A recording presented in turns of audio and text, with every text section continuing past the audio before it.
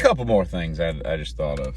I'll tell you another thing, that to be a zookeeper, and I don't know if like a zookeeper is like the district attorney, you know, they're the district, and everybody else is just an ADA, an assistant district attorney, or if you work there, you automatically become a zookeeper. I don't know if it's kind of like pharmacy and pharmacy techs. Are all the people that just clean up after the animals and feed them, are they zookeepers or zookeeper techs? I don't know what the nomenclature is, I guess the word would be. But I will say this: everybody that works at a zoo is really kind of granola, tree hugging, like loves animals and all that. And that's great. You probably have to love animals to work at a zoo. But here's the thing. It's got to be a little weird to get there and you're like, oh, why do you want this job? And you're in your interview just all bubbly. I just love animals. I've got a taipan and 6 cats and a dog and a parakeet and a lorikeet. And they just talking about how much they love animals, and they got a bubbly personality, and they're willing to work weekends and holidays. And they're like, all right, you're hired. And then they get there and be like, we're gonna need you to go shovel that polar bear shit. And you're like, what? Okay. And so it's like, you love all these animals, but 90% of these animals you can't even get in the pen with because they will devour you. You know, you can't sit there and, cougar is my friend is the cougar. No, you're over there cleaning up cougar crap. That's all you're doing, you know? You're throwing them some food from a distance out of a chum bucket, and you're cleaning up the food after they crap it out. That's really all you're doing as an assistant zookeeper tech or whatever those people are called. Otherwise, you're just putting out 47 tons of mulch a week because there's just so much landscaping to take care of and all. Or you're driving a tram, and I couldn't imagine driving a tram in a circle like that all day long. Next stop, North America. Next stop, Africa. North stop, North. And the dude, when I got off the tram, he's like, all right, folks, we're up north. And I'm like, and my son's like, what does he say when we get back to Africa? He's like, you're up Africa. I don't know what he says, but I mean, you know, he's got the same shtick, the same lines every time he stops that damn tram. And and it's always older people too. The guys are in his like late 70s driving a tram at the zoo. And that's great. I'm glad he found a job and all that, but it's just odd how. So, I mean, I guess it's because they're very cautious drivers. They've probably got a good driving record and, you know, all that. And they don't have to drive at night because, like, my grandfather, you know, towards the end of his life, he couldn't drive at night. He's like, well, the sun's going down. I got to leave. And you're like, it's 4 o'clock in the afternoon. Yup, can't be driving at night.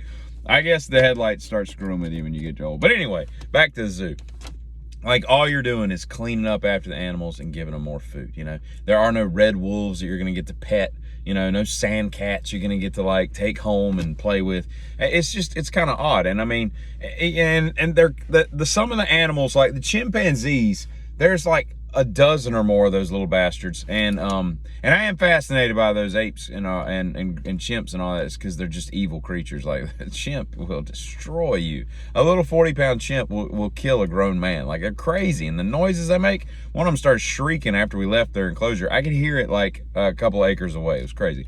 But they've got this enormous enclosure, probably because they're kind of territorial and they need their space so they don't encroach on each other and start eating each other and all. But then you see like a sidewinder snake, and they've got 2 sidewinders that are kind of small, which sidewinders aren't huge. Rattlesnakes, or I guess they're in that family. But anyway, they don't even have enough. They don't even have, they're in sand, but there's not even enough sand for them to kind of do that sidewinding thing that's so wicked looking.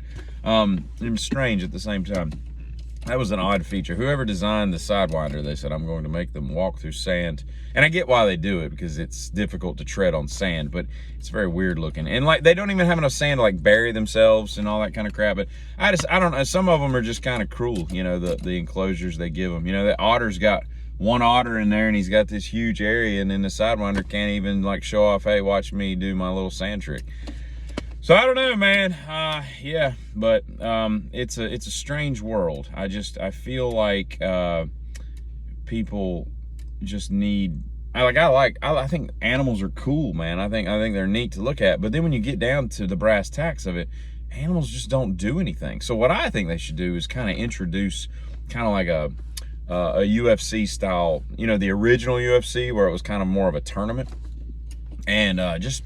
You know, every Wednesday at 2 animals enter, and 1 leaves hurt or dead or injured. And just see, you know, let them see in their natural habitat. Because these animals are lazy, you know. That lion, He don't know how to kill nothing. He don't have to stalk for anything. Somebody just throws in like, 42 pounds of raw meat in there every day at 12:30, and he sits there and eats it, craps it out onto the grass, and some girl comes in and cleans it up after he's sleeping. It's weird. It's very strange. It's very strange. And their selection of animals sometimes is kind of odd too. Like, there's some animals you wish you could see. Like, I think a hippo would be kind of interesting to see. I've never seen one of those, but they didn't have those. But instead, they've got 700 puffins, those little birds that swim in the Antarctic or whatever. Oh, and the cage in there is, the fake rocks are just white from all the puffin crap and all.